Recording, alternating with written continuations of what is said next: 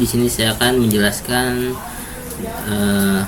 beberapa hal yang terkait ada di PPT. Yang pertama itu ada latar belakang. Jadi latar belakang kami dalam membuat aplikasi kuis adalah karena di dalam dunia pendidikan yang semakin modern ini, penggunaan teknologi informasi dan komunikasi yaitu TIK menjadi sangat penting. Salah satu pemanfaatan TIK yang efektif adalah pengembangan aplikasi kuis. Aplikasi kuis dapat digunakan sebagai alat bantu pembelajaran yang interaktif dan menarik, serta sebagai sarana evaluasi pemahaman siswa terhadap suatu materi pembelajaran. Kuis ini juga dirancang dengan konsep-konsep dasar pemrograman, khususnya dalam penggunaan tipe data, fungsi, dan penanganan kesalahan. Selain itu, kuis ini juga mengukur dan dalam menerapkan konsep rekursif dalam menyelesaikan masalah pemrograman. Selanjutnya, di sini ada penggunaan fungsi GUI. Dapat dilihat di sini TK button. Di sini TK button digunakan untuk membuat tombol agar pengguna bisa mengakses kode lainnya. Lalu ada TK .entry. Sini digunakan untuk membuat kolom untuk menginput teks. Lalu di sini juga ada TK label, yaitu digunakan untuk menampilkan teks dalam menampilkan teks dalam antarmuka pengguna. Jadi dia hanya menampilkan teksnya saja, tapi tidak bisa diubah di tampilannya. Lalu di sini ada TK frame. TK frame ini digunakan untuk membuat frame yang akan menampilkan label entry dan bottom yang akan kita tampilkan, tempat untuk menampilkan hal tersebut.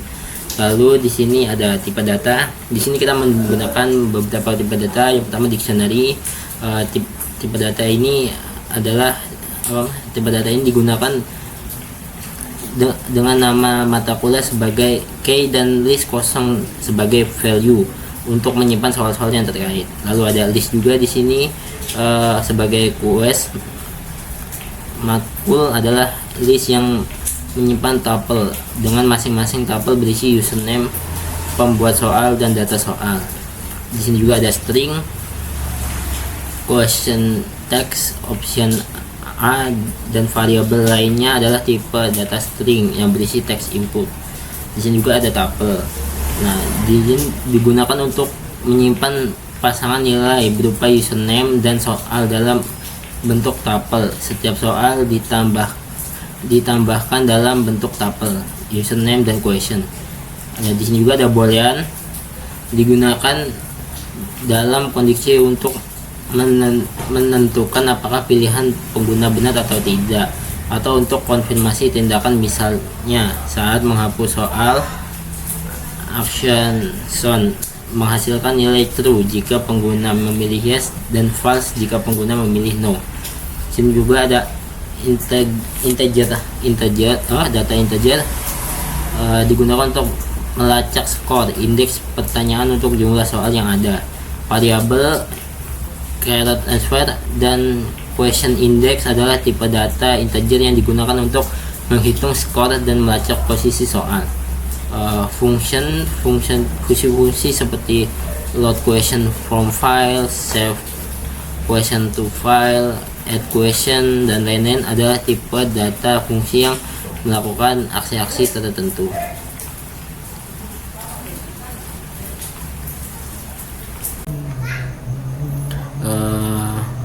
Baik, selanjutnya di sini mungkin saya akan menjelaskan tentang apa saja library yang akan digunakan. Yang pertama, di sini kita menggunakan Tkinter. Tkinter adalah library pattern yang digunakan untuk membuat GUI, yaitu Graphic User Interface. Digunakan untuk membuat jendela aplikasi, tombol, label, input, dan lain-lain. Lalu selanjutnya di sini ada message box, yaitu submodul dari Tkinter untuk menampilkan kotak dialog seperti pesan informasi, error, atau konfirmasi. Lalu di sini bisa dilihat di sini ada struktur data yang menyimpan soal, dictionary quest. Di sini dapat dilihat nama mata kuliahnya, lalu penulis soalnya yaitu admin. Selanjutnya juga di sini ada question, yaitu pertanyaan yang diberikan. Lalu ada opsi di sini, yaitu jawaban-jawaban apa saja yang diberikan, dan di bawahnya ada correct answer, yaitu kunci jawaban mana yang benar. Selanjutnya mana ya?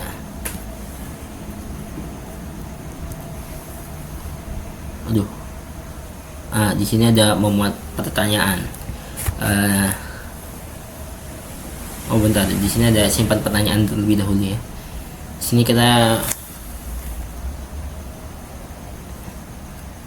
sini kita menggunakan try dan escape.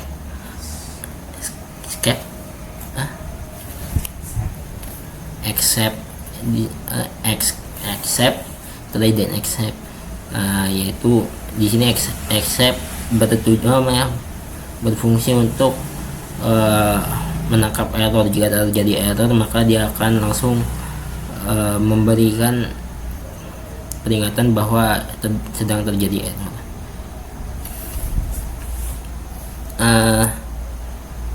Di sini dapat dilihat with open pertanyaan txt, yaitu dalam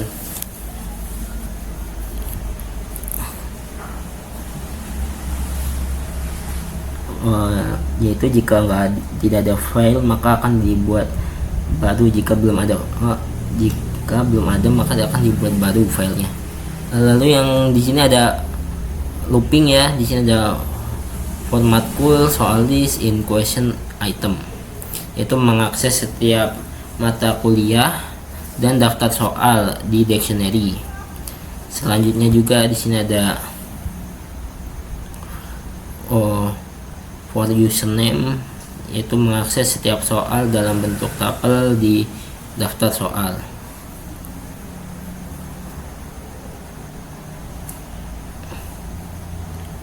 Ini untuk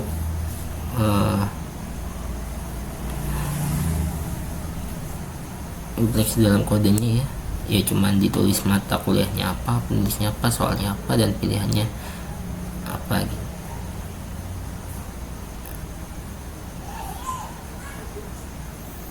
Nah, selanjutnya di sini ada untuk memuat pertanyaan, di mana pengguna dapat menambahkan pertanyaan. Di sini juga tetap memakai try escape.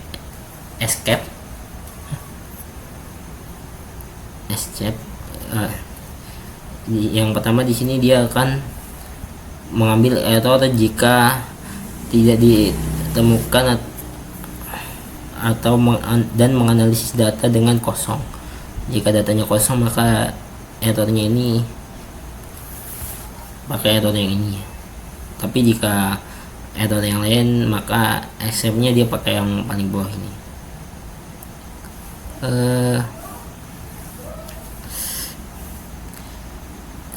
Di sini ada question, dimana di sini akan sebelum mulai memuat data dictionary question di reset agar kosong.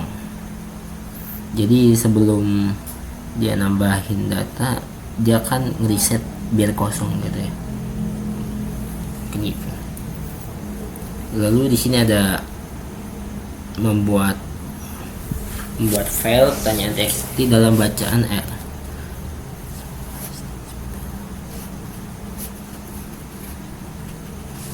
Semua barisnya akan dimasukkan ke lines file readlines.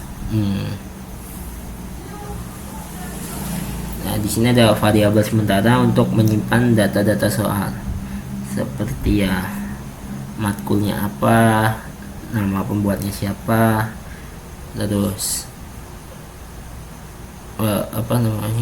pertanyaannya apa dan pilihannya apa, dan juga ada ini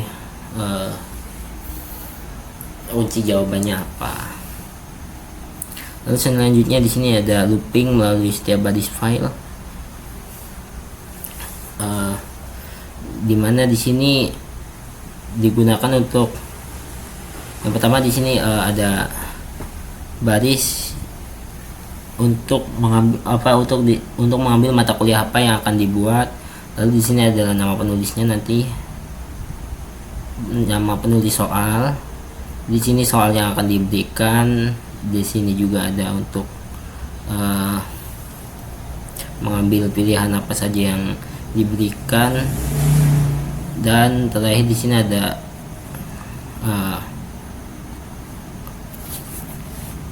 tempat untuk memberikan kunci jawaban apa yang benar.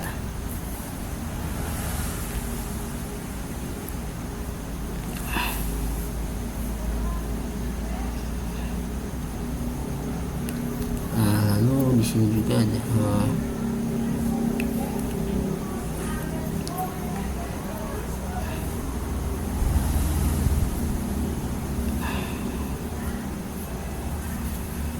di sini ada jika semua datanya sudah terisi, yaitu sudah mengisi mata kuliah apa yang jika sudah mengisi mata kuliah apa yang ingin dibuat, penulisnya siapa, soalnya apa, pilihannya apa aja, dan kunci jawabannya, maka dia akan ditambahkan ke dictionary question dengan format yang sama seperti yang disimpan sebelumnya.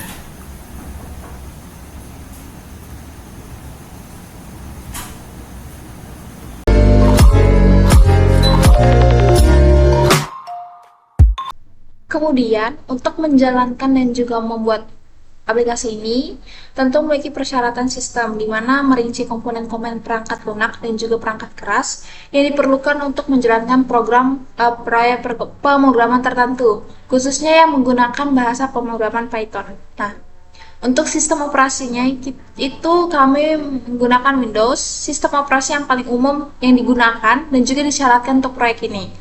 Spesifikasi versi Windows itu misalkan Windows 10 atau yang lebih baru, untuk menunjukkan bahwa versi yang lebih tua itu mungkin tidak kompatibel dengan beberapa perangkat lunak atau fitur yang digunakan. Kemudian editor kode, kami menggunakan Visual Code.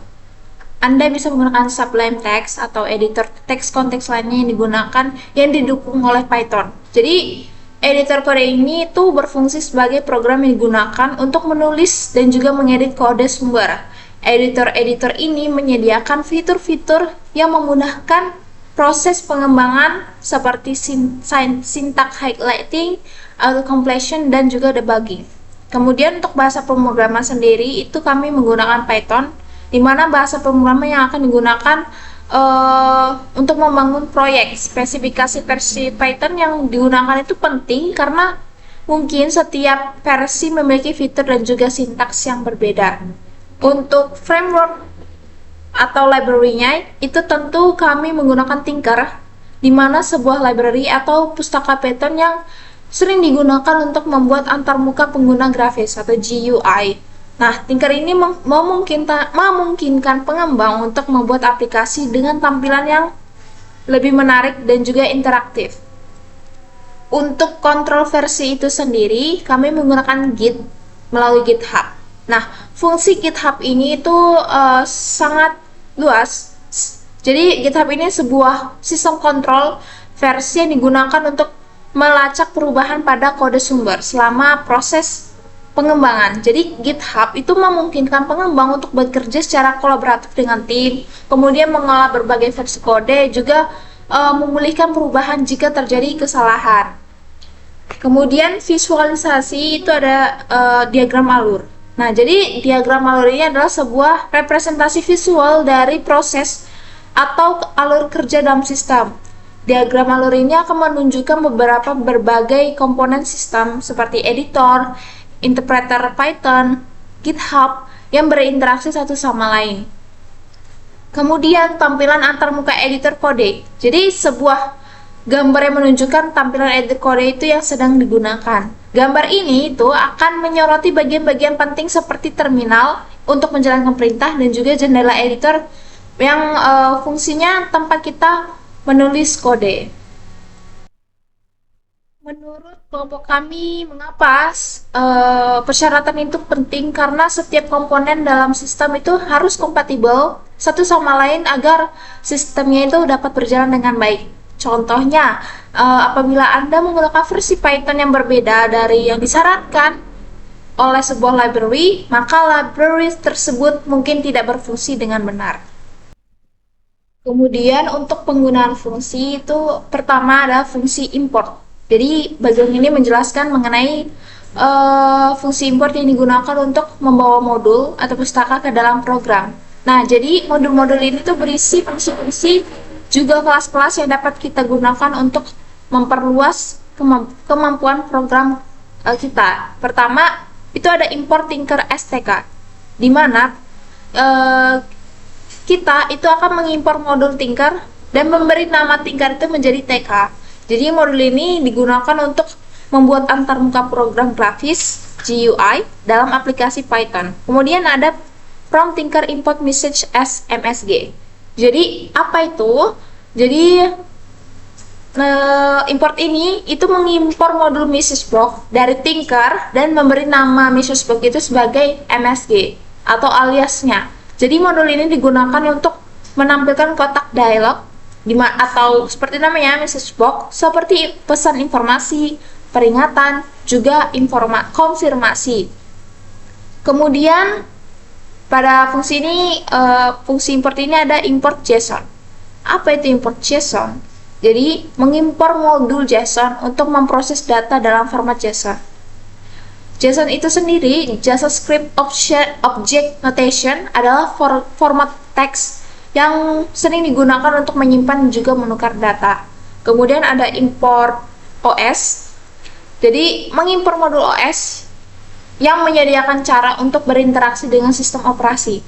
Meskipun tidak digunakan secara eksplisit dalam kode yang ditampilkan, modul ini digunakan di bagian lain dari program untuk melakukan operasi pada sistem file seperti membuat directory, kemudian membaca file, atau menjalankan perintah sistem. Kemudian ada fungsi rekursif. Kami membuat query, contohnya adalah def float underscore question, dalam kurung parameternya question underscore index sama dengan 0. Apa itu fungsinya? Itu adalah fungsi rekursif. Fungsi rekursif itu sendiri adalah fungsi yang memanggil dirinya sendiri di dalam definisinya.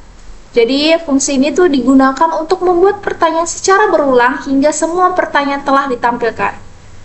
Di situ terdapat parameter question underscore index sama dengan 0, di mana digunakan untuk melacak pertanyaan mana yang sedang ditampilkan. Untuk nilai defaultnya sendiri adalah sama dengan 0, yang berarti pertanyaan pertama. Untuk logika rekursif itu sendiri, jadi fungsi ini tuh akan terus memanggil dirinya sendiri dengan nilai question underscore index yang bertambah 1 hingga semua pertanyaan telah selesai ditampilkan. Ketika semua pertanyaan itu sudah selesai, maka fungsi ini akan menampilkan skor akhir. Kemudian ada kemudian ada error handling. Bagian error handlingnya sendiri itu bisa dilihat di dalam PPT, try, kemudian kode-kode, accept, kode-kode. Nah, digunakan untuk menangani kesalahan atau exception yang mungkin terjadi selama eksekusi program. Dan dengan menggunakan try, accept itu, kita dapat membuat program menjadi lebih robust dan juga dapat mengatasi situasi yang tidak terduga. Di sini ada try. Nah, try itu sendiri adalah blok kode yang berisi operasi yang mungkin menimbulkan kesalahan. Kemudian ada accept. Di sini bagian sini ada accept as. Accept exception as A adalah blok kode yang akan dijalankan jika terjadi kesalahan jenis apapun. Variabel A itu sendiri adalah blok kode yang akan berisi informasi mengenai kesalahan yang terjadi. Kemudian ada accept file not found error, itu ini. Nah, blok kode yang akan dijalankan jika filenya itu dicari tidak ditemukan. Kemudian ada accept JSON kode error, adalah blok kode yang akan dijalankan apabila data JSON yang dibaca itu tidak valid atau rusak. Dari kesimpulan PPT ini, untuk import modul itu sendiri adalah membawa fitur-fitur tambahan ke dalam program. Kemudian fungsi rekursif itu dia memecahkan masalah dengan cara memanggil fungsi itu sendiri secara berulang. Kemudian untuk error handling itu menangani kesalahan yang mungkin terjadi selama eksekusi program.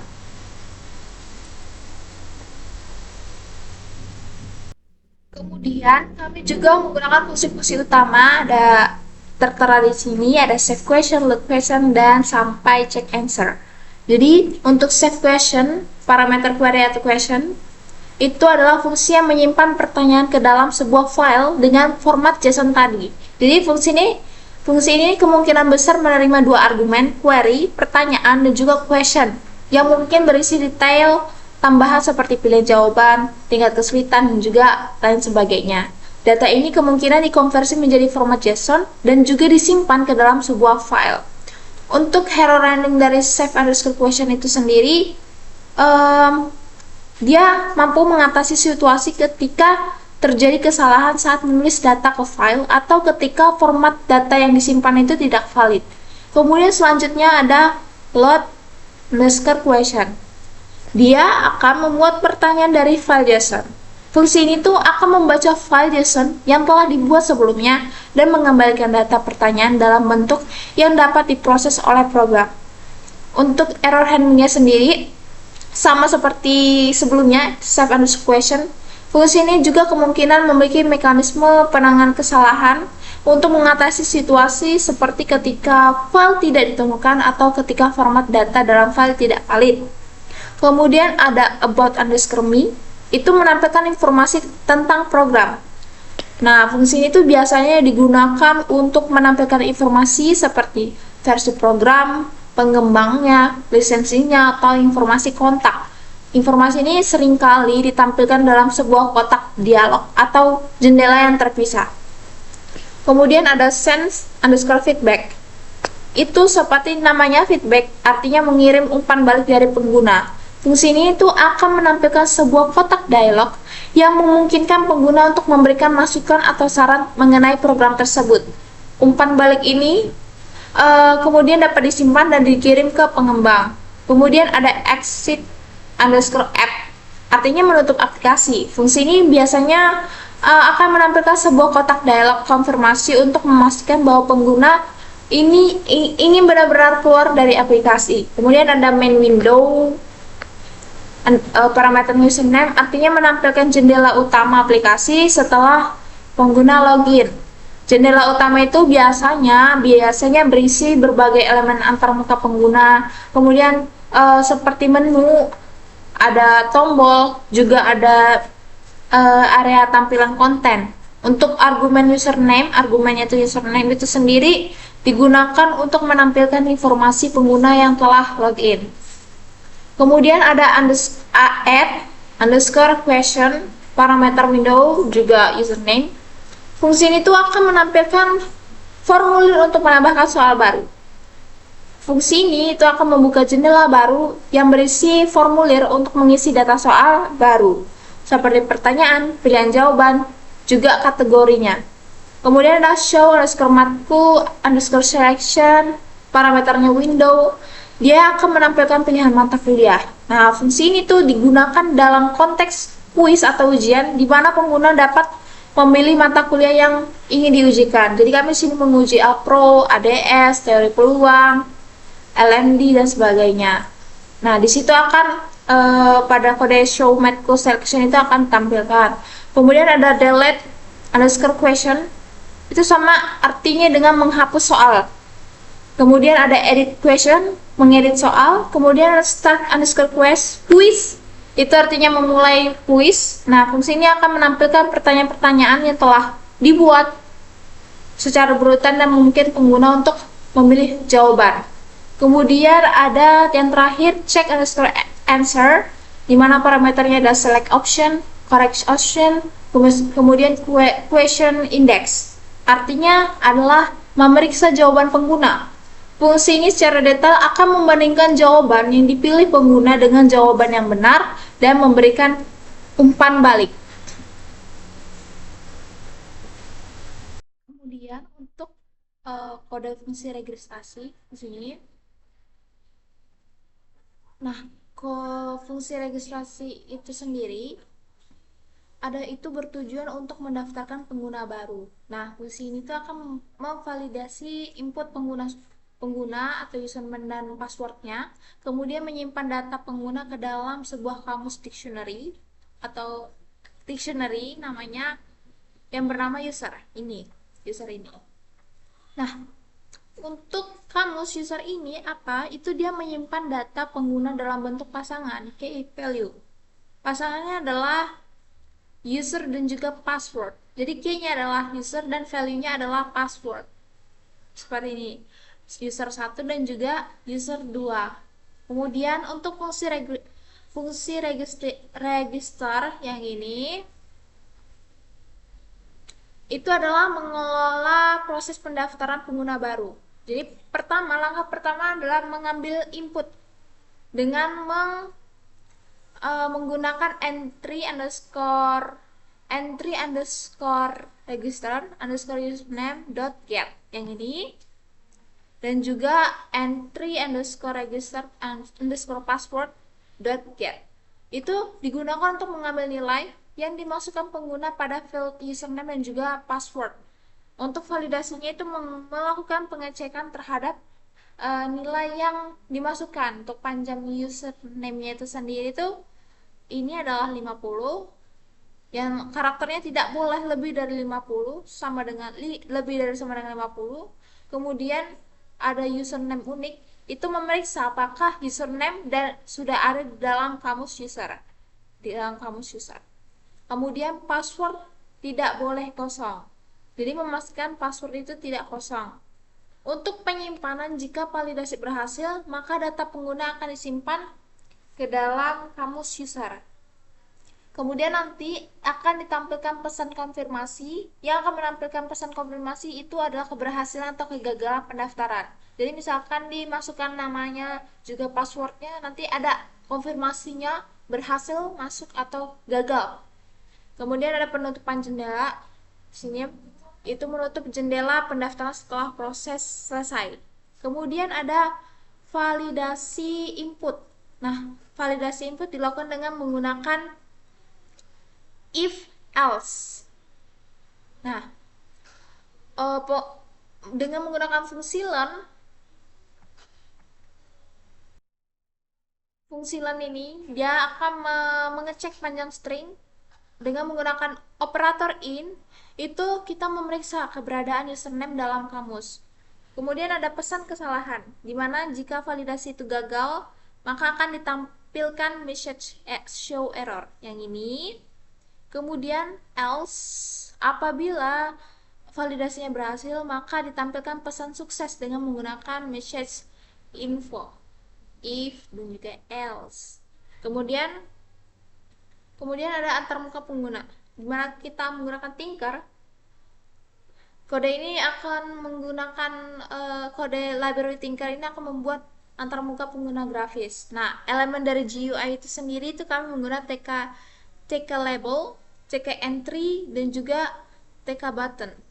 Apa itu TK label? TK label itu sendiri untuk membuat label teks, misalnya label untuk username dan juga password. Kemudian ada TK entry. TK entry itu sendiri, ini seperti ini dan juga ini, adalah membuat kotak teks tempat pengguna memasukkan input. Kemudian ada TK button. Nah, TK button itu sendiri untuk membuat tombol, misalnya tombol untuk daftar. Seperti yang tadi bilang, TK itu nama alias dari Tinker itu sendiri. Nah, elemen-elemen dari GUI itu diatur dengan menggunakan metode pack. Metode pack ini untuk menentukan posisi dan juga ukuran dalam jendela. Jadi di sini packnya PD sama dengan 20.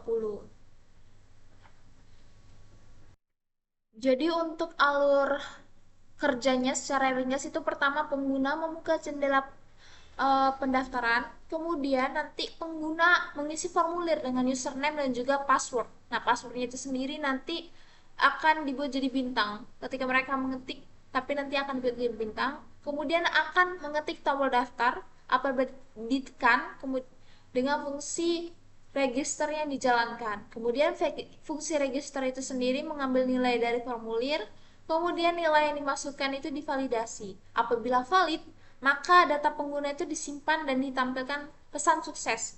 Apabila tidak valid, maka ditampilkan pesan kesalahan. Kemudian setelah itu jendela akan ditutup. Jadi, kode-kode ini itu memberikan contoh sederhana mengenai membuat fungsi pendaftaran pengguna dalam Python dengan menggunakan Tinker. Jadi, fungsi register ini itu berperan penting dalam memvalidasi input pengguna dan juga menyimpan data pengguna ke dalam sebuah kamus. Nah, konsep-konsep seperti ini seperti validasi input, kemudian penanganan masalah, dan juga antarmuka pengguna yang digunakan dalam kode ini dapat diaplikasikan dalam pengembangan aplikasi Python. Selanjutnya ada fungsi login. Fungsi login pada kode Python ini memberikan tugas utama untuk memverifikasi keaslian username dan juga password yang telah dimasukkan oleh pengguna. Kalau misalkan username dan juga passwordnya itu cocok dengan data yang disimpan, maka pengguna akan diarahkan ke jendela utama aplikasi atau main window. Nah, untuk mekanisme kerja fungsi login sendiri, pertama mengambil input. Nah, fungsi ini akan mengambil nilai username juga password yang dimasukkan pengguna dari elemen input entry yang sesuai dengan antarmuka pengguna. Nah, nilai-nilai ini kemudian disimpan dalam variabel username dan juga password.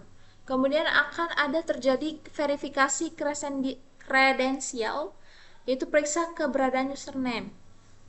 Nah, kode ini memeriksa apakah username yang dimasukkan adalah ada dalam dictionary user yang tadi, yang ini. Nah, dictionary user ini berperan sebagai database sederhana yang menyimpan pasangan username dan juga password. Kemudian periksa kecocokan password. Apabila username ditemukan, kemudian kode kemudian memeriksa apakah password yang dimasukkan sesuai dengan password yang disimpan dalam dictionary untuk username tersebut. Kemudian ada aksi berdasarkan hasil verifikasi. Ada login berhasil.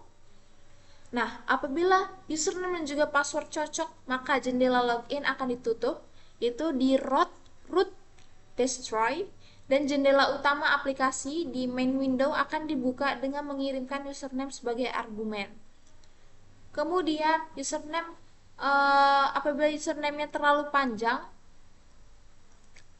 maka akan muncul kesalahan yang akan menginformasi bahwa username tidak boleh melebihi batas karakter. Tadi kan seperti yang tadi, batas karakternya adalah lebih dari 50. Nah, kemudian untuk username atau passwordnya salah, apabila username tidak ditemukan atau password tidak muncul atau cocok, maka akan muncul pesan kesalahan yang menginformasikan bahwa username atau password itu salah. Seperti message error ini, dia akan menampilkan dialog untuk login error username must not exceed 15. Kemudian penyimpanan data dalam dictionary user yang tadi. Untuk struktur data dictionary user itu digunakan karena struktur datanya yang fleksibel. Jadi setiap entry dalam dictionary memiliki kunci atau key berupa username dan juga nilai atau value berupa password. Jadi kuncinya itu adalah username, key, kemudian value atau nilainya itu berupa password. Untuk cara perdana adalah saat pengguna mendaftar, data username dan juga password akan ditambahkan sebagai pasangan baru ke dalam dictionary user. Akan dimasukkan ke dalam user ini. Ketika pengguna login, di fungsi login akan mencari kunci atau username yang sesuai dalam dictionary. Apabila ditemukan, nilai yang terkait nilai itu adalah password itu sendiri akan dibandingkan dengan password yang dimasukkan pengguna.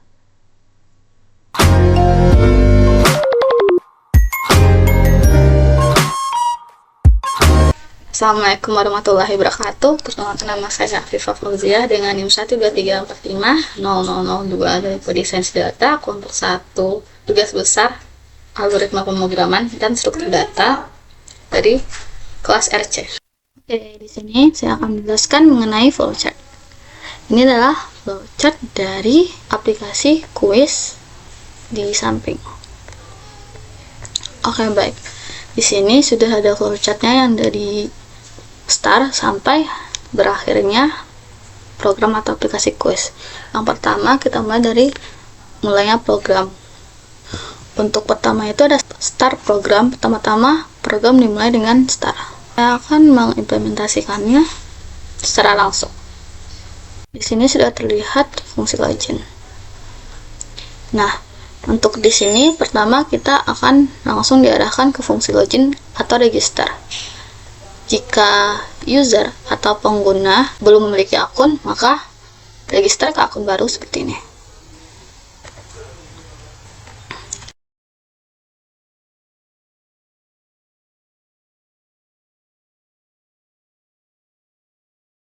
Registrasi berhasil, maka akan login.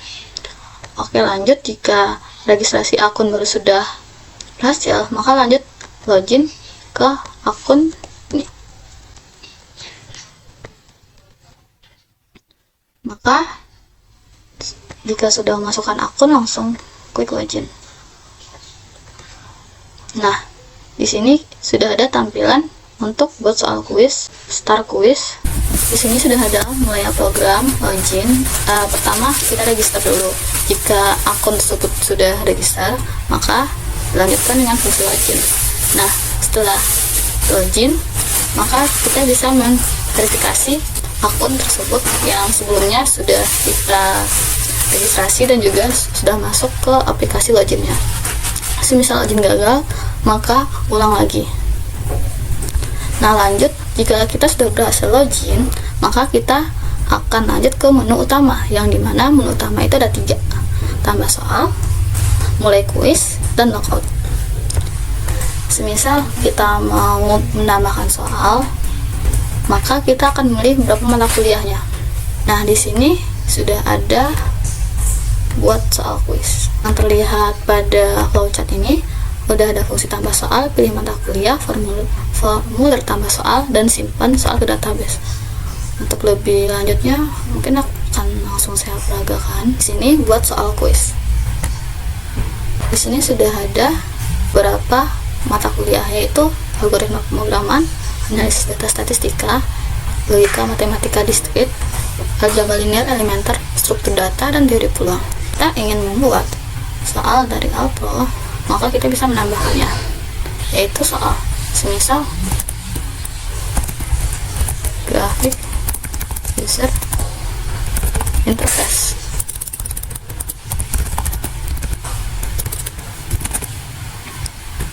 Berarti UI.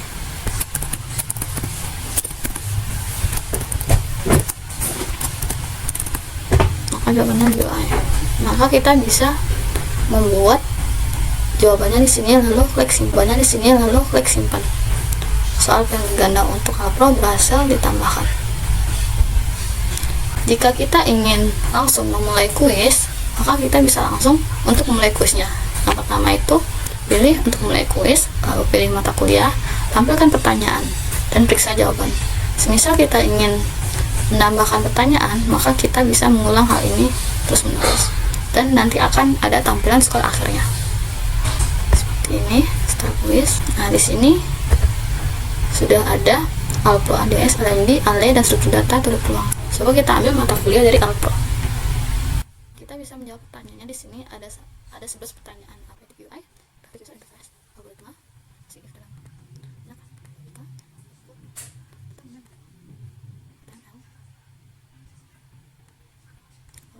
dalam ini adalah soal dan juga jawaban yang sudah kita input tadi.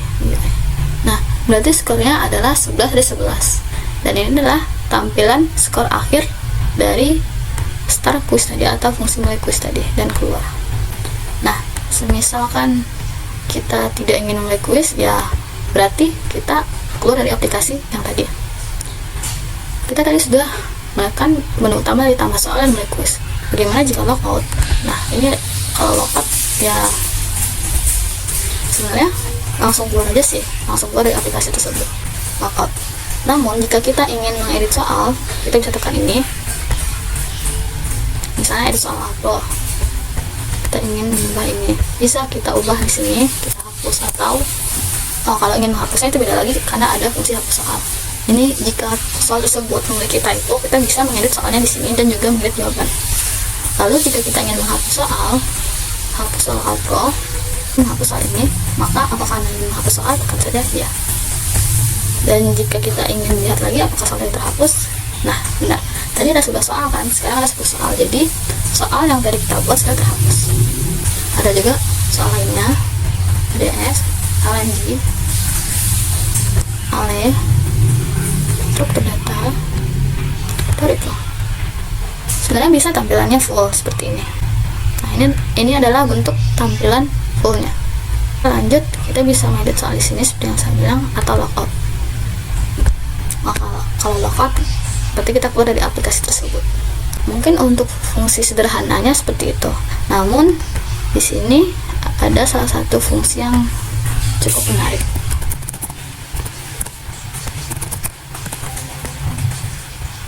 Ini adalah fungsi menu tentang about, yaitu ada ini, save back, yes, maka akan keluar ini. Lalu sampai back, jika kita menekan no, maka juga akan keluar ini. Dan lanjut exit, yaitu keluar dari aplikasi atau logout. Exit application, yes. Fungsi tambah soal ini bisa disingkat dengan SRUD, singkatan dari create, read, update, dan delete. Create itu buat, read itu baca, update itu ubah, dan delete itu hapus. Maka tambah soal seperti tadi, pilih mata kuliah, isi pertanyaan, pilih jawaban, bahkan bisa mengedit soal dan juga jawaban seperti tadi, dan juga soal yang sudah kita buat tadi bisa simpan ke database. Atau bisa langsung mulai kuis, pilih mata kuliah, program yang ingin ditampilkan. Misalnya mau pilih ALE tadi, langsung kita jawab soalnya. Dari soal 1 sampai 10 itu benarnya berapa, ada berapa skor benar atau salahnya. Nanti juga akan keluar kan benar atau salah seperti yang tadi. Untuk detail penjelasan fungsi dari flowchart ini menggunakan fungsi main Windows. Di sini saya akan menjelaskan mengenai fungsi main Windows. If username, fungsi main Windows seperti ini untuk fungsi login tadi. Main Windows username.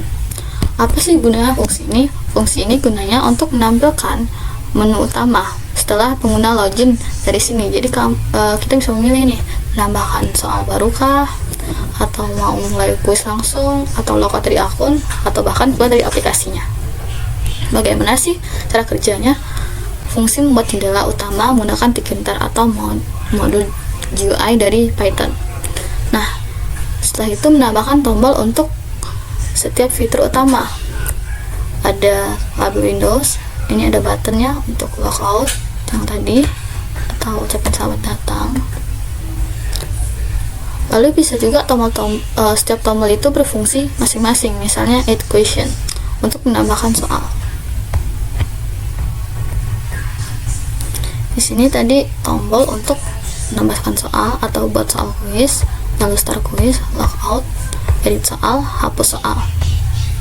Sekarang fungsi CRUD atau create, read, update, dan delete.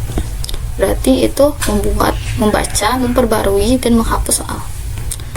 Oke, sudah bahas satu-satu. Yang pertama itu fungsi add question.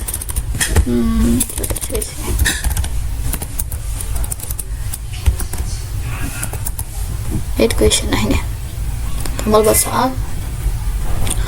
Apa gunanya dari fungsi add question ini? Yaitu menambahkan soal baru berdasarkan mata kuliah. Bagaimana sih cara kerja dari add question ini? Yang pertama itu membuka jendela baru untuk memilih mata kuliah. Setelah itu dipilih dan memanggil fungsinya, yaitu dengan show add question.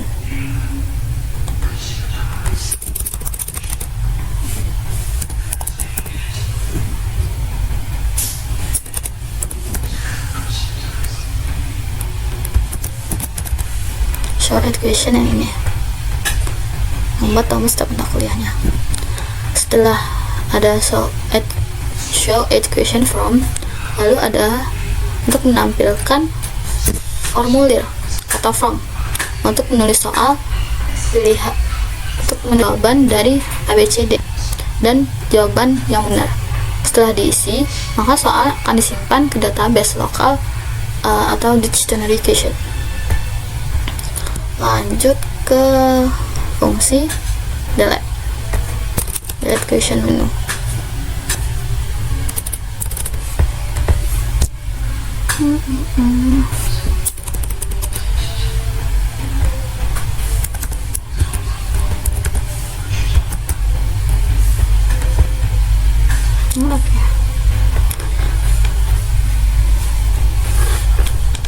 Ini adalah dan delete question atau menghapus soal. Apa sih fungsinya?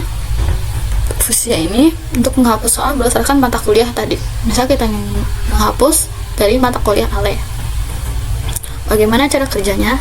Cara kerja delete question sendiri, delete question menu sendiri itu yang pertama membuka jendela dengan daftar mata kuliah yang tersedia, seperti yang aku contohkan tadi atau implementasi di awal tadi. Habis itu user atau pengguna bisa memilih mata kuliah untuk melihat daftar soal.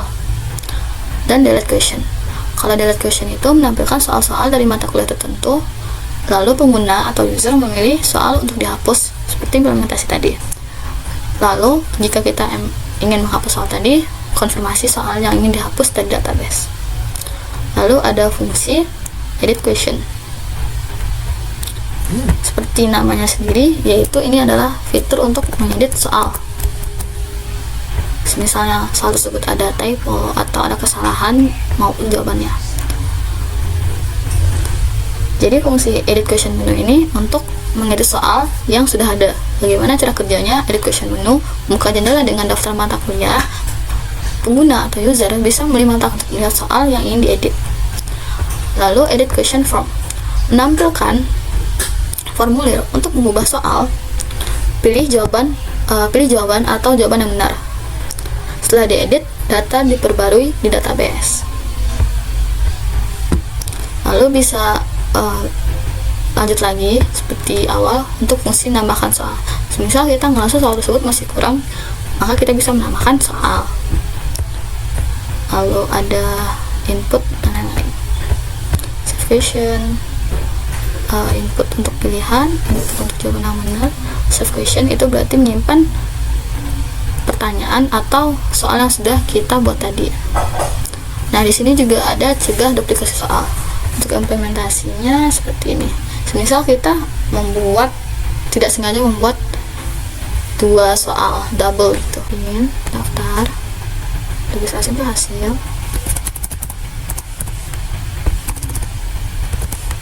Oke. Berarti username atau password tadi salah. Izin. Salah ya.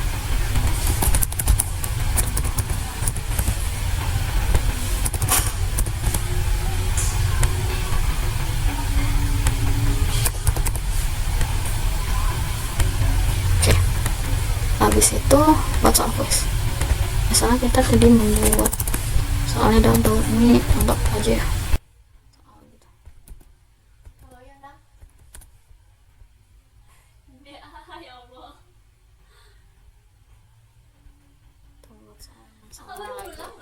Tadi mah kewalahan untuk aksinya di Sabtu.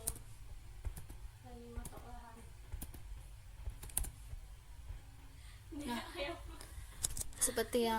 Seperti yang aku bilang tadi, yaitu fungsi untuk filter ya. Kalau misalkan soal tersebut ada double, yaitu berarti soal sudah ada di database. Jadi fungsi yang tadi ini untuk cegah duplikasi soal. Lalu seperti biasa, tambahkan soal, hapus soal, dan lain-lain. Oke, jadi kesimpulan mengenai flowchart. Flowchart aplikasi ini menggambarkan alur kerja program dari awal hingga akhir dengan fokus pada 3 area utama. Yang pertama, login dan registrasi. Pengguna atau user bisa login ke akun mereka atau membuat akun baru untuk masuk ke sistem. Yang kedua itu ada menu utama, berfungsi sebagai pusat kendali aplikasi, menawarkan opsi seperti menambah soal, memulai kuis, logout atau keluar aplikasi. Yang ketiga itu CRUD soal, yaitu create, rate, update, dan delete soal, memberikan fleksibilitas kepada pengguna untuk membuat, membaca, mengedit, atau menghapus soal sesuai kebutuhan. Alur ini memastikan aplikasi berjalan secara logis, user-friendly, dan terstruktur. Lalu, fungsi menu utama, main window, menampilkan menu utama yang menjadi pusat navigasi aplikasi. Pengguna bisa memilih salah satu dari beberapa fitur utama seperti menambahkan soal baru, memulai kuis, logout untuk kembali ke halaman login, dan keluar dari aplikasi. Fitur utama ini memiliki tombol-tombol untuk setiap fungsinya, dari CRUD, soal, kuis, dan lain-lain. Diatur menggunakan Tkinter GUI. Setiap tombol memiliki fungsi terkait yang dipanggil ketika diklik. Fungsi CRUD, create, read, update, delete adalah inti dari manajemen pertanyaan di aplikasi. Untuk create soal, yaitu ada add question dan show add question. Memungkinkan pengguna atau user menambahkan soal baru ke dalam database berdasarkan mata kuliah. Add question sendiri membuka jendela baru untuk memilih mata kuliah sebelum masuk ke formulir tambah soal. Dan kemudian ada show add question. Show add question form menampilkan formulir untuk memasukkan pertanyaan, pilihan jawaban A, B, C, D. Jawaban yang benar setelah diisi, data disimpan dalam struktur data seperti dictionary untuk digunakan dalam kuis. Kemudian ada delete soal, delete question menu, dan delete question. Memberikan pengguna kemampuan untuk menghapus soal dari mata kuliah tertentu. Delete question menu sendiri menampilkan daftar mata kuliah dengan soal yang dapat dipilih untuk dihapus. Sedangkan delete question, setelah mata kuliah dipilih, pengguna dapat memilih soal mana yang ingin dihapus. Setelah konfirmasi, soal akan dihapus dari database. Kemudian ada edit question menu dan edit question form. Memungkinkan pengguna memperbarui atau memperbaiki soal yang sudah ada. Untuk cara kerjanya sendiri, edit question menu menampilkan daftar mata kuliah dan soal yang tersedia untuk diedit. Untuk edit question form, buka formulir untuk mengubah detail soal termasuk pertanyaan, pilihan jawaban, atau jawaban yang benar. Setelah disimpan, perubahan akan diperbarui di database. Jadi untuk kesimpulan akhir, flowchart membantu memvisualisasikan alur aplikasi dari login hingga fungsi CRUD soal. Fungsi main windows berperan sebagai navigasi utama soal. CRUD menyediakan fitur komprehensif untuk menambah, menghapus, atau mengedit soal yang dirancang agar mudah digunakan dan efisien. Aplikasi ini sangat fleksibel dan cocok untuk manajemen soal kuis berbasis mata kuliah dengan antarmuka yang ramah pengguna.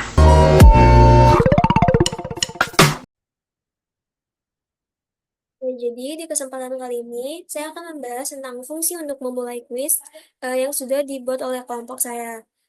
Yang pertama kita akan mendefinisikan fungsi tersebut dengan membuat def start underscore quiz matkul window. Start underscore quiz adalah fungsi yang menerima dua parameter, yaitu matkul dan window. Kemudian Matkul itu nama mata kuliah yang akan digunakan untuk mengambil pertanyaan kuis dari variabel question.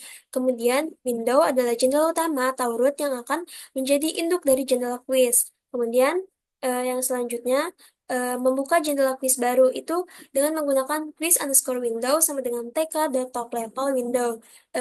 Membuka jendela baru menggunakan tk.top level yang merupakan subjendela dari window. Ini digunakan agar jendela quiz berjalan secara independen dari jendela utama. Kemudian, fungsi quiz underscore window dot title f quiz matkul itu memberikan judul pada jendela quiz diambil dari nama mata kuliah matkul. Jadi nanti tuh saat kita memilih mata kuliah, misalkan kita memilih mata kuliahnya itu Alpro, maka di pojok kiri atas itu akan ada judulnya, itu nama mata kuliah tersebut. Kemudian quiz underscore window dot geometry 600 kali 500 itu menentukan ukuran jendela quiz menjadi 600 piksel lebar dan 500 piksel tinggi. Kemudian quiz underscore window dot config dengan kode background 081F5C itu mengatur warna latar belakang jendela quiz menjadi warna biru tua. Kemudian selanjutnya itu ada fungsi tk.label quiz underscore window teks selamat datang di quiz science data. Nah, itu tuh membuat label teks menjadi menampilkan pesan sambutan dengan font menggunakan Times New Roman dengan ukuran 20 dan gaya bold dan latar belakang biru tua, kemudian teksnya itu putih. Kemudian, peg padding sama dengan 20 itu adalah untuk mengatur jarak vertikal padding sebesar 20 piksel di atas dan di bawah label. Nah, kemudian yang selanjutnya itu ada fungsi total underscore question sama dengan learn question matkul. Itu menghitung jumlah pertanyaan untuk mata kuliah yang dipilih dari variabel question. Kemudian, correct underscore answer sama dengan dalam kurung siku 0, itu sebuah list dengan elemen awal 0. List ini digunakan untuk menyimpan jumlah jawaban benar. List dipilih agar bisa diubah mutable di dalam fungsi check answer, check underscore answer. Kemudian yang selanjutnya itu ada fungsi if total underscore question sama dengan 0, message show error, error f tidak ada soal untuk mata kuliah matkul, quiz underscore window dot destroy return. Nah, itu tuh untuk mengecek apakah tidak ada pertanyaan untuk mata kuliah yang dipilih. Jika ya tidak ada soal untuk mata kuliah yang dipilih, maka akan menampilkan pesan error menggunakan message show error, yaitu tidak ada soal untuk mata kuliah yang dipilih. Kemudian program akan menutup jendela quiz dengan quiz underscore window dot destroy dan keluar dari fungsi dengan return. Nah, kemudian yang selanjutnya itu ada fungsi untuk memuat pertanyaan, yaitu dengan dibuat dengan didefinisiin load underscore question, question underscore index sama dengan 0. Fungsi load underscore question digunakan untuk memuat pertanyaan berdasarkan indeks tertentu. Kemudian question underscore index, indeks dari pertanyaan yang akan ditampilkan defaultnya adalah 0, yaitu pertanyaan pertama. Kemudian juga ada fungsi for widget in quiz underscore window dot info underscore children. Ya, itu tuh quiz underscore window dot info underscore children itu untuk mengembalikan daftar semua widget dalam quiz underscore window. Kemudian widget widget dot destroy menghapus tiap widget dari jendela quiz agar tidak terjadi tumpang tindih saat pertanyaan baru dimuat. Kemudian ada juga fungsi if question underscore index lebih dari sama dengan total underscore question. Nah, itu tuh jika indeks pertanyaan sudah melampaui jumlah total pertanyaan. Kemudian ada fungsi tk.label quiz underscore window text score Anda, itu tuh untuk menampilkan skor akhir pengguna. Kemudian tk.label quiz underscore window yang kedua ini ada dibuat teks terima kasih telah menyelesaikan quiz dengan jujur. Itu berupa ucapan terima kasih jika pengguna telah menyelesaikan pengerjaan quiznya. Kemudian dibuat juga tk.button, itu tuh dibuat fungsi tombol dengan teks atau dengan judul buttonnya itu keluar, yang digunakan untuk menutup si jendela quiz tersebut. Kemudian yang selanjutnya itu question underscore data sama dengan question matkul question underscore index. Satu itu mengambil data dari pertanyaan dari question berdasarkan mata kuliah dan indeks pertanyaan. Kemudian Hmm, nah, dibuat juga tk.label eh, teks pertanyaan question underscore index plus satu di, di garis miring total underscore question. Nah, itu tuh yang fungsi di atas itu untuk menampilkan teks pertanyaan. Reply sama dengan 500 itu membungkus teks jika melebihi lebar 500 pixel. Kemudian ada juga fungsi for option, answer underscore text in question, data option items, tk.button itu berarti dibuat sebuah tombol, quiz underscore window, text, f option, answer underscore text, dan ini tuh dan ini itu tuh elemen-elemen yang digunain di isi ininya, si buttonnya. For option, answer.t underscore text in question, data option items, itu loop untuk menampilkan setiap opsi jawaban. Dan kemudian membuat tombol untuk setiap opsi. Dengan common sama dengan lambda, opt sama dengan option, checks answer. Itu menggunakan lambda untuk mengirim opsi yang dipilih ke fungsi check answer.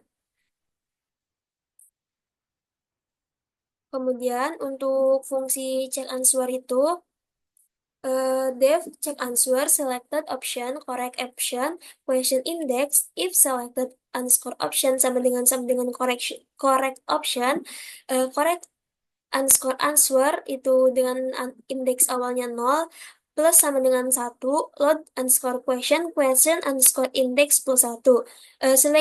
Selected underscore option itu opsi yang dipilih oleh pengguna. Kemudian correct underscore option itu jawaban benar dari pertanyaan.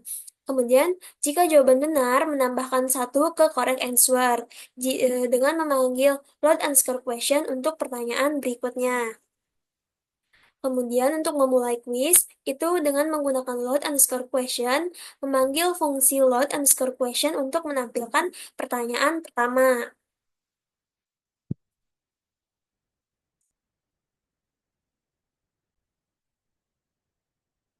Dan untuk yang selanjutnya, itu ada fungsi-fungsi untuk membuat jendela login, jendela jendela label username, label password, tombol login, dan menu bar. Untuk penjelasannya itu, untuk membuat untuk inisialisasi jendela utama sama dengan digunakan fungsi root sama dengan tk.t-nya besar K itu membuat instance TK yang merupakan jendela utama aplikasi. Kemudian root itu adalah variabel yang merepresentasikan jendela utama.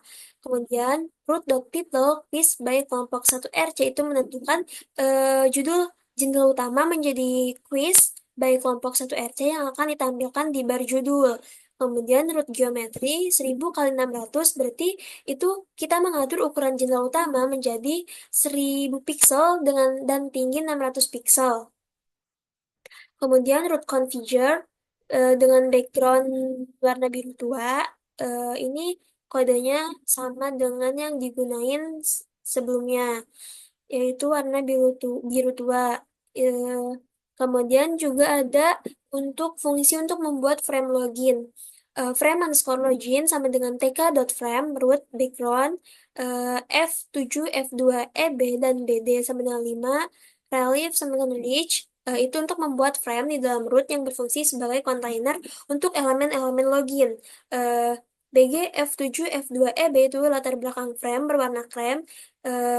BD sama dengan 5 lebar border underscore bingkai sebesar 5 pixel, relief sama dengan ridge, gaya border dalam bentuk ridge seperti tonjolan. Jadi BG F7 F2 EB ini kenapa berwarna krem? Itu tuh nanti itu kan warna latar belakang utamanya itu warna biru tua. Kemudian kayak dibuat layout lagi warna krem untuk memfokuskan kayak buat tombol loginnya gitu. Dan relief sama dengan ridge ini gaya border dalam bentuk ridge atau sebeli tonjolan itu biar kayak lebih jelas gitu.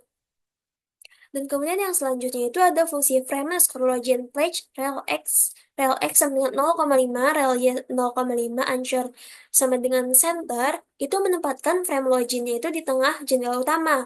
Rel x 0,5 rel y 0,5 rel y 0,5 itu artinya Posisi relatif di sumbu X dan Y masing-masing 50% dari jendela utama. Ancor sama dengan center menjadikan titik tengah frame login sebagai referensi penempatannya. Kemudian yang selanjutnya itu ada fungsi untuk judul loginnya dengan tk.label frame login text login dengan caps lock dan fontnya Times New Roman dengan ukuran 36 dan gaya bold. Font Times New Roman-nya itu 36 dan dengan gaya bold, yang artinya itu kita menggunakan font Times New Roman dengan ukuran 36 dan gaya bold. Kemudian dengan latar belakangnya itu warnanya itu sama dengan latar belakang, yaitu F7 F2EB dengan warna frame. Terus pack padding sama dengan 10-20 menambahkan jarak padding sebesar 10 pixel di atas dan 20 pixel di label bawah. Kemudian yang selanjutnya itu ada fungsi label dan entry untuk username. Digunain fungsi tk.label frame underscore login text username font Times New Roman 18 backgroundnya F7 F2EB pack Anchor WPEG X20, yaitu untuk membuat label untuk teks username di dalam frame underscore login. Kemudian Anchor W itu Anchor sama dengan W itu menjajarkan teks ke kiri.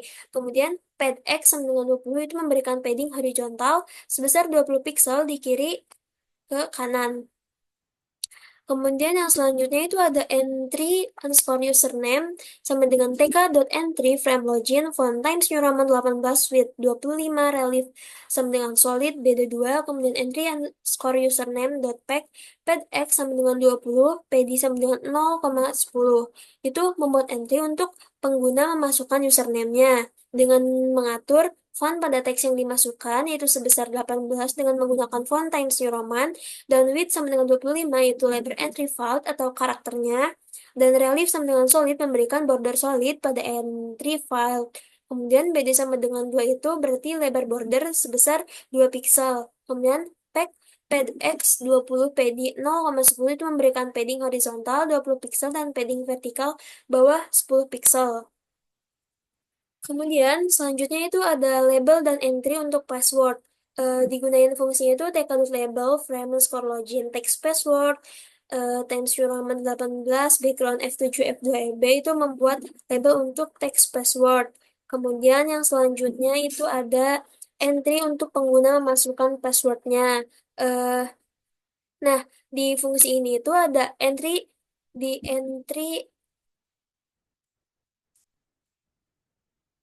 ada tk.label frame login text password font Times New Roman 18 background F7 F2EB pack Anchorway pad X20. Kemudian entry underscore password tk entry frame underscore login font Times New Roman with 25 show tanda kutip bintang relief sama dengan solid beda sama dengan 2. Nah, kenapa itu tuh ada sebuah fungsi yang dipakein tanda kutip bintang, itu tuh show sama dengan tanda kutip bintang, itu tuh untuk menyembunyikan teks yang dimasukkan dengan menggantinya menjadi tanda bintang. Dan pack pad x sama dengan 20 pad y sama pad y 0,20 memberikan padding horizontal 20 pixel dan padding vertikal bawah 20 pixel. Kemudian yang selanjutnya itu ada tombol login dan register. Eh, dengan menggunakan fungsi tk.button frame underscore login, text login sama dengan login, font Times New Roman 20 bold. Text login itu nanti text login itu akan berupa teks yang di caps lock dengan ukuran 20. Kemudian common sama dengan login itu fungsi login akan dipanggil saat tombol diklik. Kemudian eh dengan warna latar belakangnya itu biru tua dan teksnya putih. Kemudian width sama dengan 12, height sama dengan 1 itu ukuran tombolnya. 12 karakter lebar dan satu barisnya tinggi. Kemudian relief rise BD sama dengan 5 itu gaya border rise dengan lebar 5 pixel. Kemudian pack PD 10-20 memberikan padding vertikal atas 10 pixel vertikal atas 10 pixel dan bawah 20 pixel. Kemudian selanjutnya itu ada tk.button frame underscore login text register common register font Times New Roman 20 eh, background 081F5C dengan FG White with 12, Hig 1, Relief Rise, PD sama dengan 5, PJ 1020 itu membuat tombol registernya. Dan selanjutnya itu ada menu bar.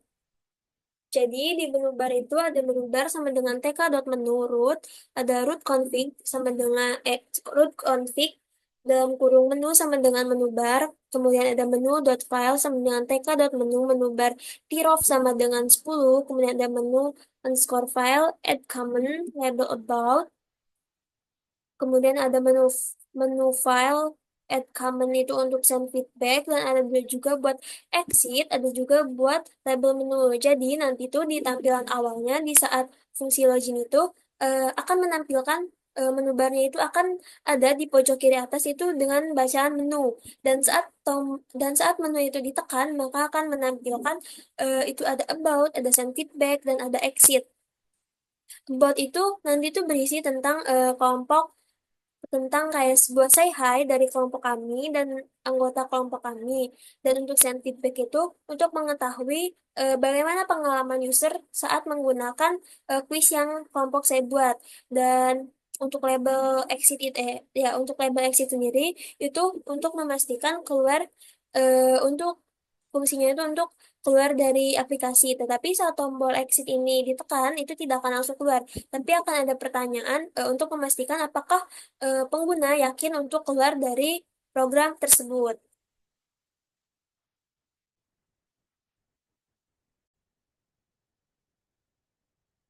Kemudian sekarang kita akan coba buat ngerun kode ini agar kita bisa melihat program yang sudah kelompok saya buat. Nah, di menu login ini itu ada username, password, login, register. Nah, kemudian di pojok sini itu ada tombol menu. Ada tombol menu yang sudah saya jelaskan sebelumnya. Ketika kita mengklik tombol menu ini, maka akan ada About, Send Feedback, dan Exit. Saat kita menekan About, maka akan muncul pesan, Halo, kami dari kelompok 1RC. Program ini dibuat untuk tugas besar mata kuliah algoritma pemrograman dengan anggota kelompok Sania Dwi Lestari, Afifah Fauzia, Aprilia Dwi Hutapea, Muhammad Naufal Algani, dan selamat mencoba program quiz kami. Kemudian, untuk send feedback itu akan muncul what's your experience good with us. Kemudian jika kita klik yes, maka akan muncul pesan nice to know your good experience. Please like my video and share your experience in the comment. Kemudian jika kita misalkan pengalaman penggunanya kurang mengenakan dan kita pilih no, maka akan muncul pesan dengan oh sorry to hear that. Feel free to contact us to share your feedback. Kemudian ada tombol exit ini jika ditekan kayak are you sure you want to exit? Nah, karena kita mau mengerjakan quiznya, jadi kita pilih no. Kemudian setelah itu kita akan registrasi dulu, karena kalau misalkan kita nggak registrasi dulu, maka kita nggak akan bisa login ke sini. Nih, kita coba ya. Tuh. Nah, username atau password salah. Jadi kita harus melakukan registrasi terlebih dahulu. Ya, kita masukin username-nya sesuai keinginan kita, kemudian kita masukin passwordnya, daftar. Nah, registrasi berhasil, silahkan login. Kemudian kita masukin, dan kita masukin lagi passwordnya. Nah, kita akan langsung masuk ke menu, itu ada buat soal quiz, ada start quiz, dan ada tombol logout.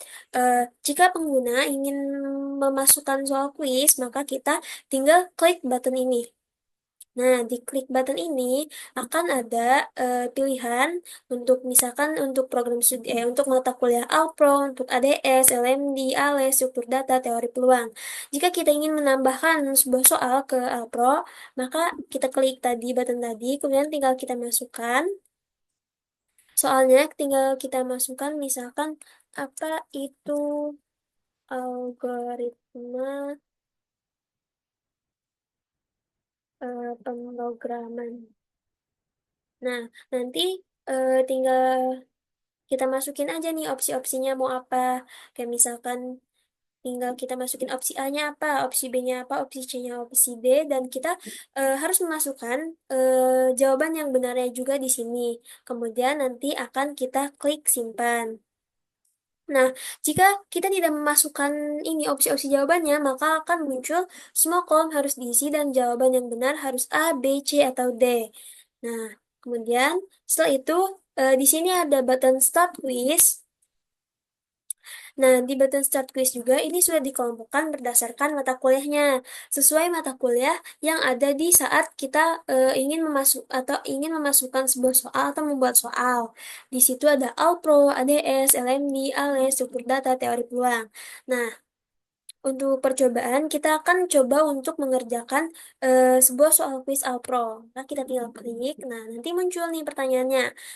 Apa nama struktur data yang menggunakan prinsip first in, first out? Maka kita tinggal memilih dari 4 opsi ini. Kita tinggal mengkliknya saja.